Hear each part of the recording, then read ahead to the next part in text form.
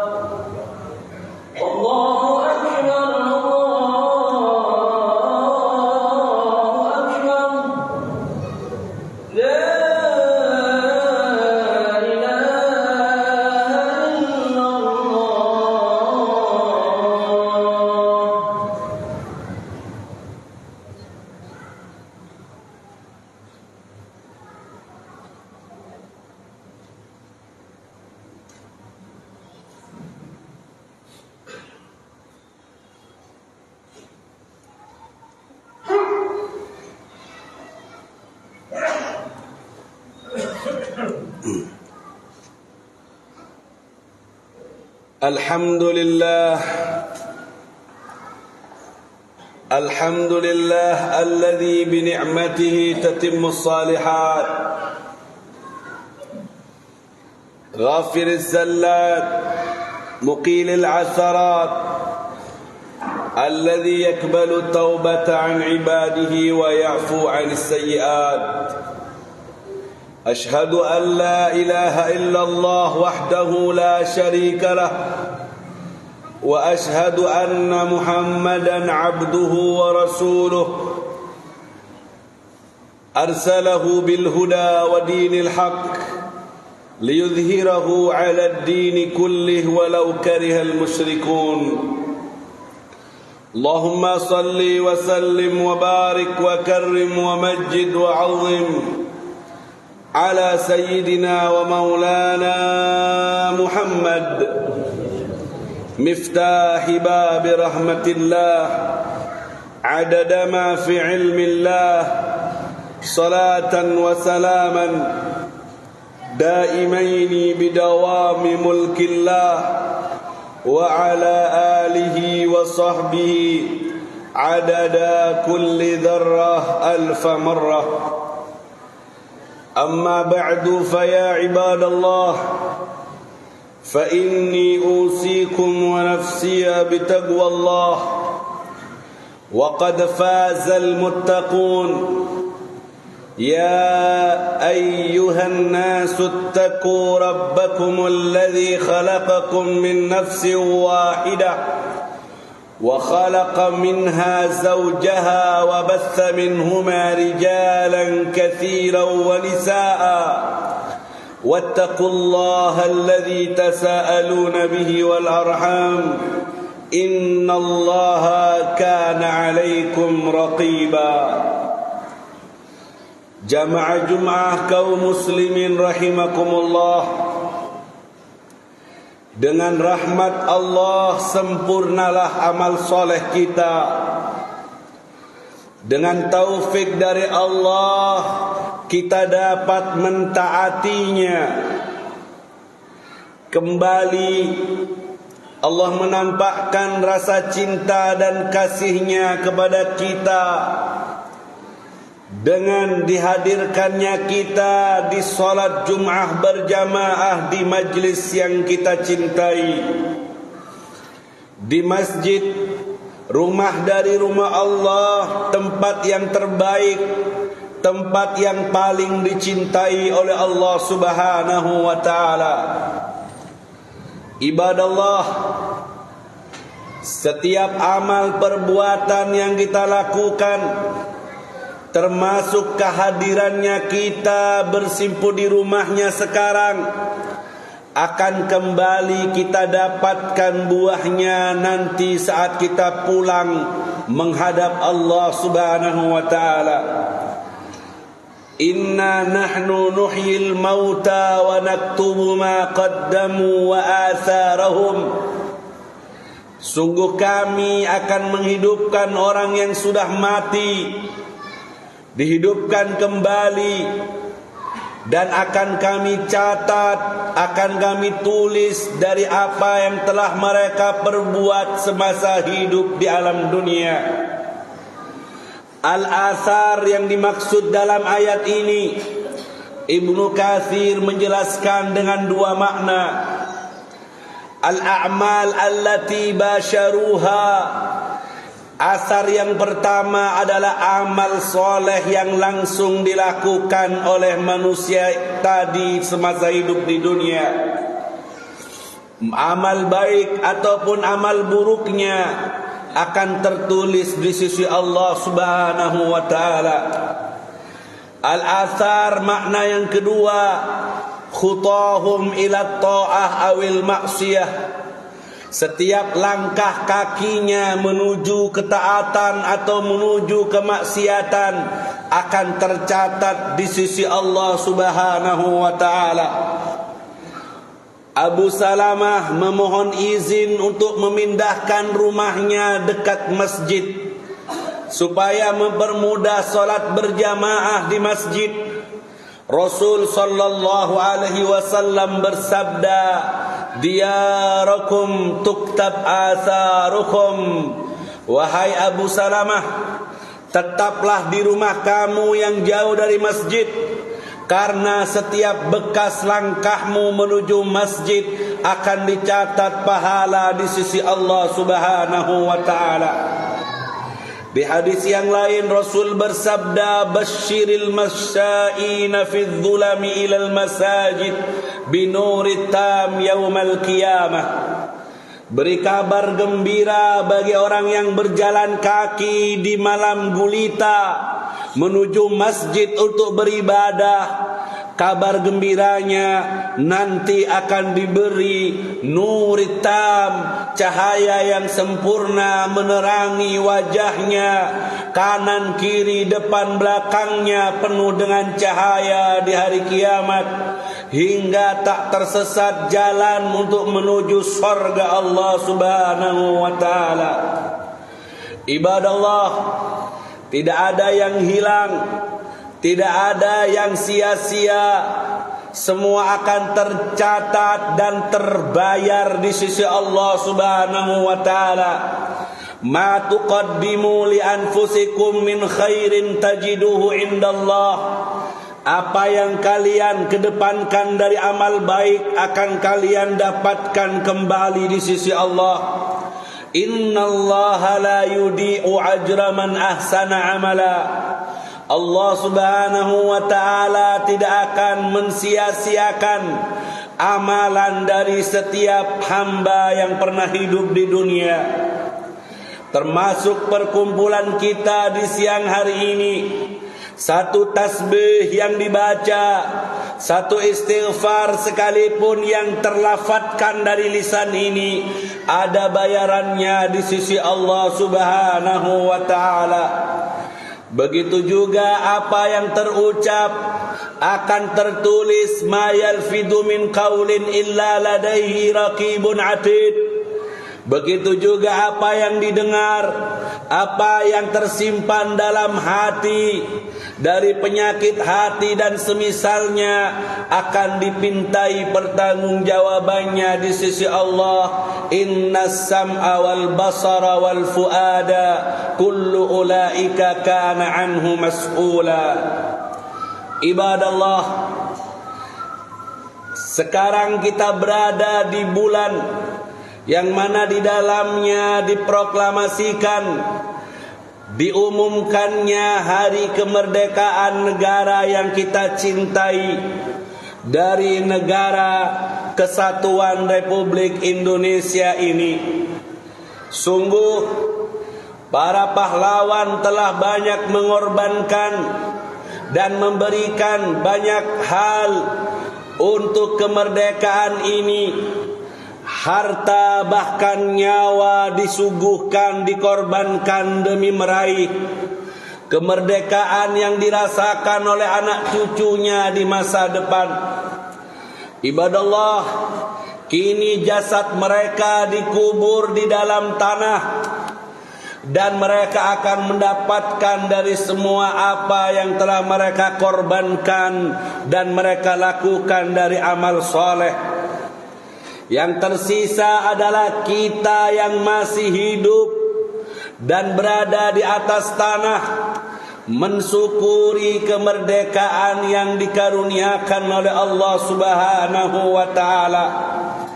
Dengan apa mensyukurinya? Dengan seperti apa meluapkan bahagia kemerdekaan ini?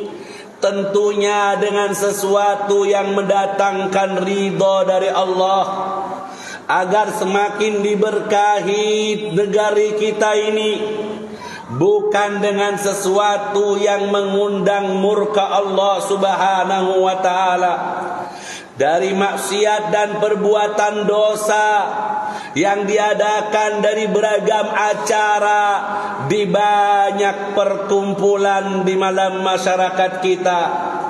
Ibadallah, nikmat jika dikufuri maka akan diganti dengan azab. Allah memberikan contoh di dalam firman-Nya dalam Al-Quran, wa daraballahu mathalan qaryatan kanat aminatan mutmainnatan ya'tiha rizquha ragadan min kulli makan. Allah beri perumpamaan dengan sebuah negeri yang mana negeri ini aman dan penuh kedamaian, dan rizkinya datang dengan gampang.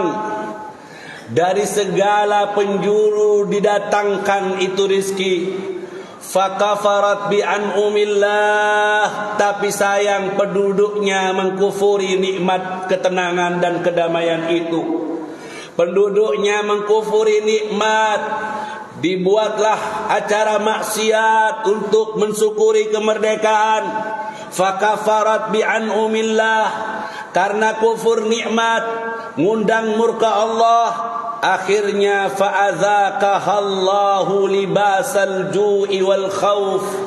Allah berikan kepada mereka pakaian penuh dengan rasa takut dan lapar. Datang kepada mereka kelaparan, krisis ekonomi. Bukan lagi penjajahan dengan senjata dan militer, namun ekonominya yang dijajah. Kemiskinan makin merajalela, kelaparan semakin banyak didapatkan. Kemudian politiknya juga dijajah. Wal khauf, penuh dengan rasa ketakutan.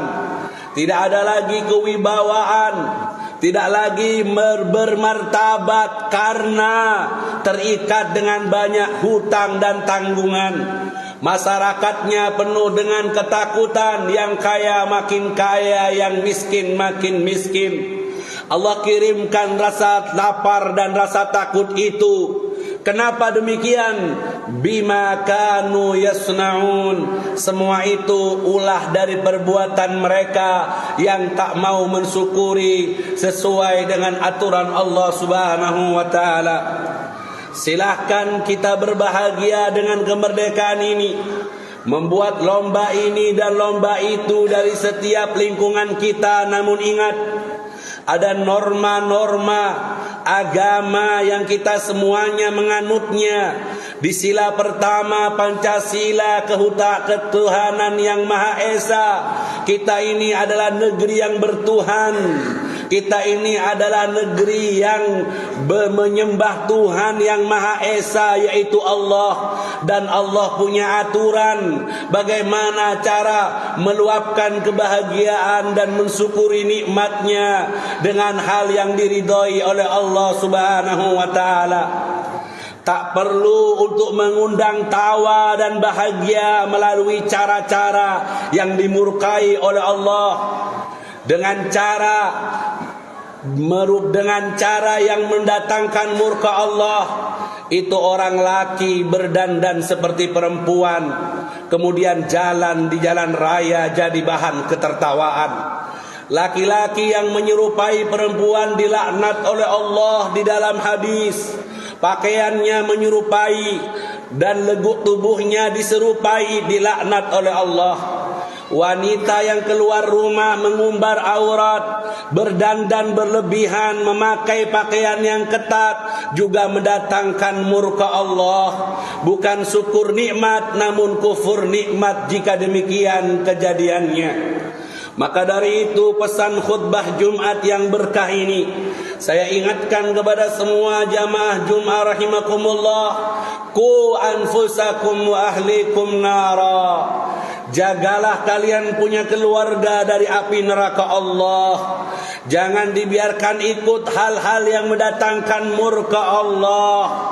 Jaga keluarga dari neraka, maksudnya hindari mereka dari perbuatan yang diharamkan oleh Allah, yang dilaknat oleh Allah. Bentengi iman Islam mereka dengan ketaatan kepada Allah Subhanahu wa taala. Jangan diizinkan keluar rumah untuk ngumbar aurat.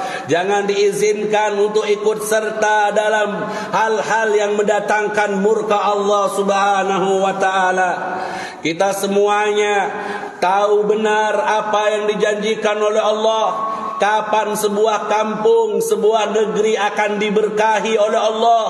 Firman-Nya di dalam Al-Quran, "Lau anna ahlal qura amanu wattaqau lafatahna alaihim barakatim minas sama'i wal ard." seandainya penduduk negeri itu beriman dan bertakwa, maka kami akan bukakan untuk mereka keberkahan dari langit dan keberkahan dari bumi. Janji Allah Subhanahu wa taala.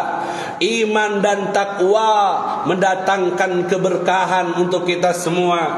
Jika Allah menghendaki hancurnya sebuah negeri, maka kata Allah dalam Quran, wa idza aradna an nuhlika qaryatan amarna mutrafiha fafasaku fiha fahaqqa 'alaiha alqaul fadammarnaha tadmira.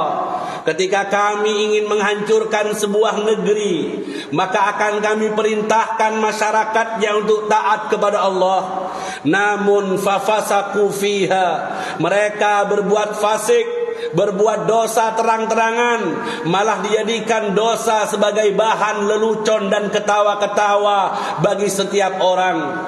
Ketika maksiat sudah terang-terangan diperbuat, fahaqqa 'alaihal qaul, pantas mereka untuk menerima azab dari Allah. Fadammarnaha tadmira, kami hancurkan mereka dengan sehancur-hancurnya.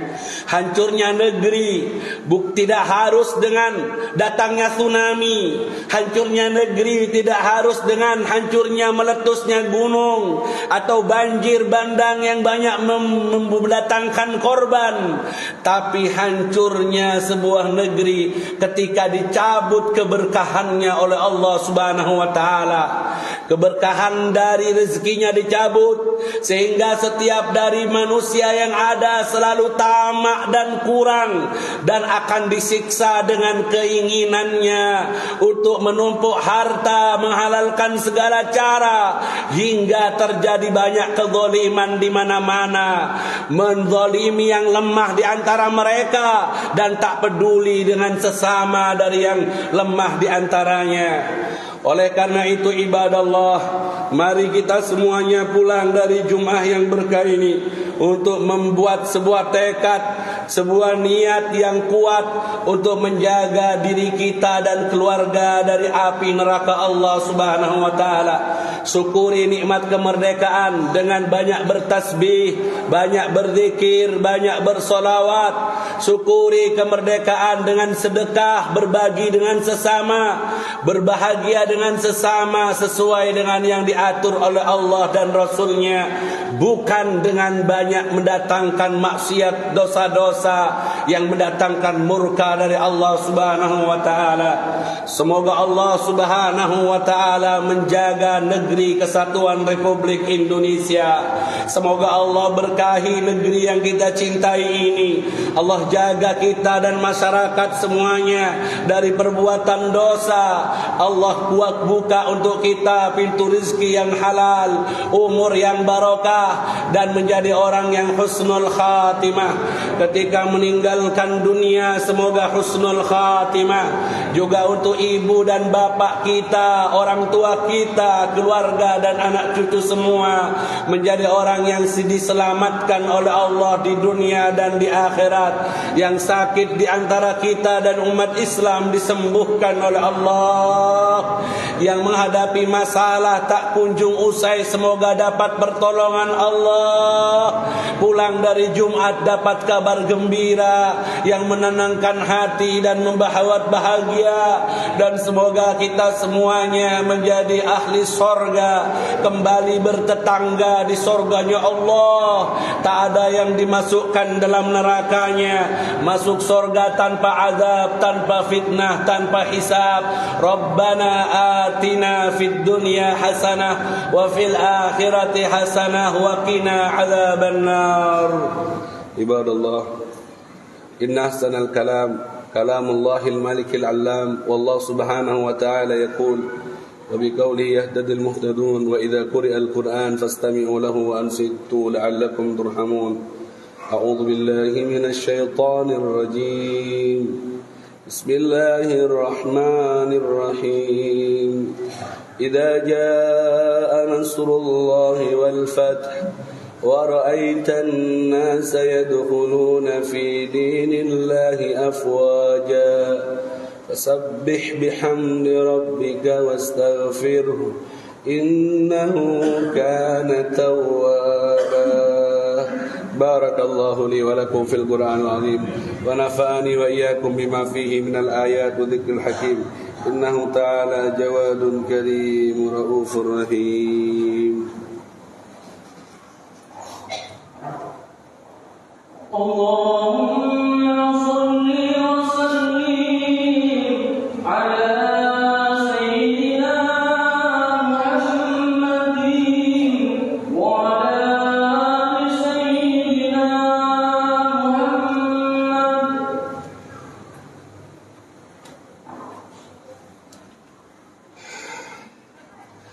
الحمد لله نحمده ونستعينه ونستغفره ونسترشده ونعوذ بالله من شرور أنفسنا ومن سيئات أعمالنا.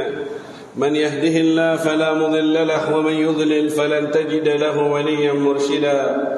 أشهد أن لا إله إلا الله وحده لا شريك له وأشهد أن محمدا عبده ورسوله. اللهم صل وسلم على سيدنا محمد وعلى آل سيدنا محمد كما صليت على سيدنا إبراهيم وعلى آل سيدنا إبراهيم وبارك على سيدنا محمد وعلى آل سيدنا محمد كما باركت على سيدنا إبراهيم وعلى آل سيدنا إبراهيم في العالمين إنك حميد مجيد. أما بعد فيا عباد الله فإني أوصيكم ونفسي بتقوى الله. يا أيها الذين آمنوا اتقوا الله. يا أيها الذين آمنوا اتقوا الله ولتنظر نفس ما قدمت لغد واتقوا الله إن الله خبير بما تعملون. واعلموا إن الله تعالى أمركم بأمر بدأ فيه بنفسه وثنى بملائكة المسبحة بقدسه فقال تعالى مخبرا لنا وتكريما إن الله وملائكته يصلون على النبي يا أيها الذين آمنوا صلوا عليه وسلموا تسليما. اللهم صل وسلم على سيدنا محمد نور الأنوار وسر الأسرار وعلى خليفة من بعده المختار وأنسه في الغار سيدنا أبي بكر الصديق رضي الله عنه وعلى الناطق بالصواب شهيد المحراب سيدنا عمر بن الخطاب رضي الله عنه وعلى الناس لله في السر والإعلان من استحيت منه ملائكة الرحمن سيدنا عثمان بن عفان رضي الله عنه وعلى أخي النبي المصطفى وابن عمه وواليه وباب مدينة علمه إمام المشارق والمغارب سيدنا علي بن أبي طالب رضي الله عنه وعلى سيد الشباب أهل الجنة في الجنة وريحينتي نبيك بنص السنة سيدنا الحسن وسيدنا الحسين وعلى أمهما الحوراء سيدة فاطمة الزهراء وعلى عائشة الرضا وعلى أمهما الحوراء فاطمة الزهراء وعلى سيدة خديجة الكبرى وعائشة الرضا وعلى بقية أمهات المؤمنين وجميع أهل بدر وأهد وبيعة الرضوان وعلى عم رسول الله سيدنا حمزة والعباس وعلى جميع أصحاب رسول الله وآل بيت رسول الله وتابعهم وتابع التابعين لهم بإحسان إلى يوم الدين وعلينا معهم وفيهم برحمتك يا أرحم الراحمين آمين.